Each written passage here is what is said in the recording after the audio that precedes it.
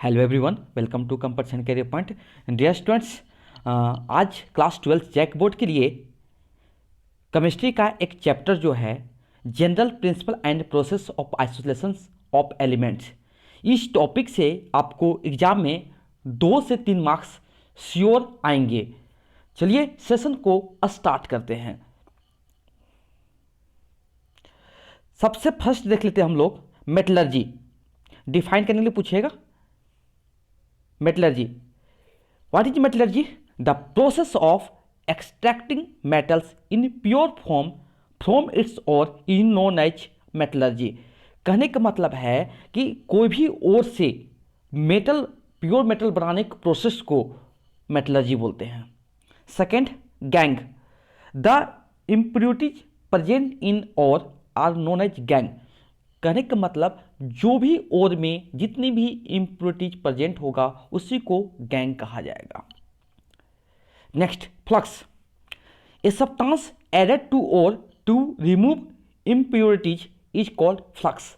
देखिए कहने का मतलब जो भी ओर में अनवांटेड मटेरियल हो या इम्प्योरिटीज प्रेजेंट होगा उसको रिमूव करने के लिए हम लोग फ्लक्स को ऐड करते हैं। नेक्स्ट एग्जाम्पल देख लेते हैं। एसिडिक फ्लक्स में silicon dioxide, carbon dioxide, sulphur dioxide. अब बेसिक फ्लक्स में देख लेते हैं FeO माने कि आयरन ऑक्साइड। नेक्स्ट है slag. The combination of gangue with flux is form flux. Gangue plus flux is called slag. Next है difference between cast iron and pig iron. In cast iron carbon content is 3%। जो भी cast iron होता है उसमें जो carbon का जो percentage होता है 3%, which is hard and brittle. ये किसका प्रॉपर्टी है? कास्ट आयरन का। अब चलते हैं पिग आयरन की ओर। In pig iron carbon content 4% and many impurities is a small amount, जैसे में sulphur, phosphorus, silicon and manganese. Next, very very important है ये, difference between roasting and calcination. देख लेते हैं रोस्टिंग के बारे में पहले। The process in which sulphide ore is converted into oxide form in the presence of air is called roasting. This phenomenon known as roasting. Calcination, the process in which carbonate और converted into oxide और oxide form in the absence of air is this process is known as calcination. अब देख लेते हैं और भी देख लेते हैं इसमें। इट इज एप्लीकेबल सल्फाइड और जिसे जिंक सल्फाइड हो गया, कॉपर सल्फाइड हो गया, ये सब के लिए हम लोग क्या करते हैं? रोस्टिंग प्रोसेस करते हैं। अब कार्बोनेट ओर जो होता है, ठीक है, जो कि कैल्सिनेशन जो होता है वो कार्बोनेट ओर के लिए एप्लीकेबल है। एग्जांपल देखिए, जिंक सल्फाइड कॉपर सल्फाइड हो जाएगा रोस्टिंग का, और इसमें कैल्शियम कार्बोनेट और जिंक कार्बोनेट हो जाएगा। एग्जांपल भी देख सकते हैं, रिएक्शन भी देख सकते हैं। Reaction zinc sulphide plus oxygen को हीट करेंगे इन द प्रेजेंस ऑफ एयर, तो क्या बनेगा? Zinc oxide plus sulphur dioxide.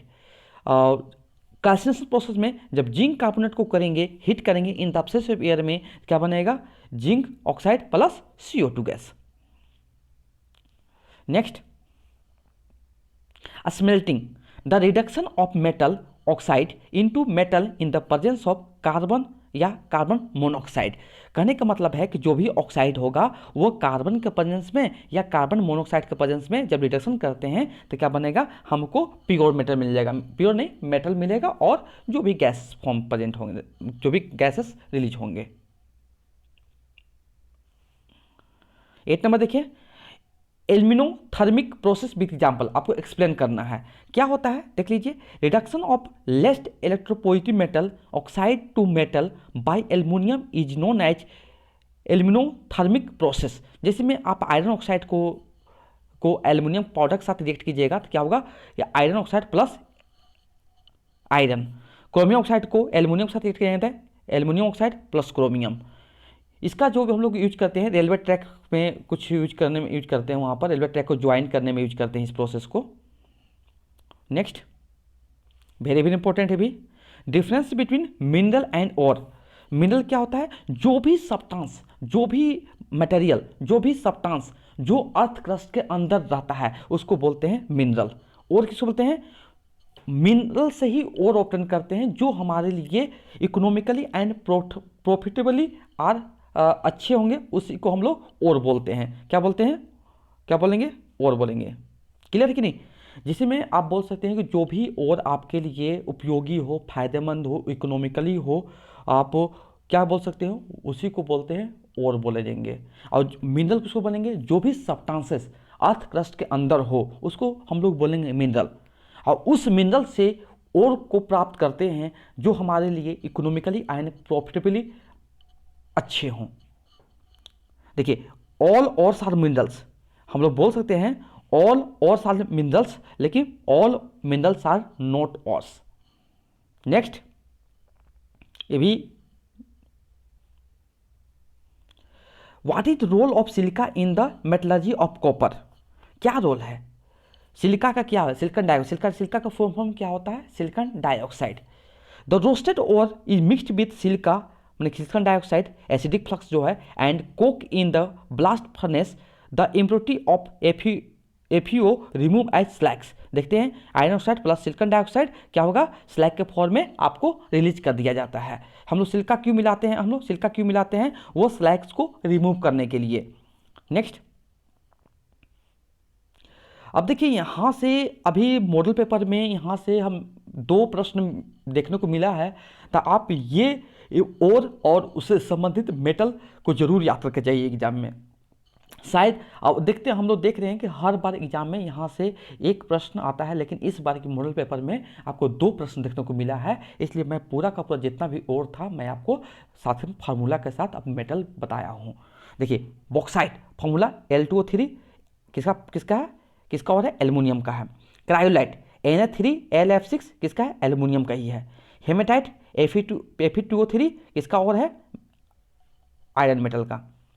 Magnetite Fe3O4 जो कि ये भी आयरन का और है।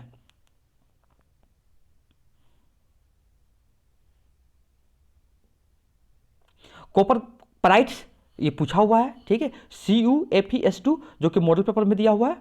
कॉपर ग्लास, नाम से ही देखिए कॉपर कॉपर है तो कॉपर का तो पकड़ने की पता चल जाएगा, लेकिन फार्मूला भी पूछ दिया है।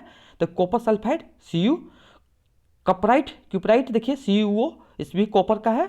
जिंक ब्लेंड ZnS, ये जिंक का है, नाम से ही है। कैलामाइन जिंक कार्बोनेट, जिंक का ही है, इस भी।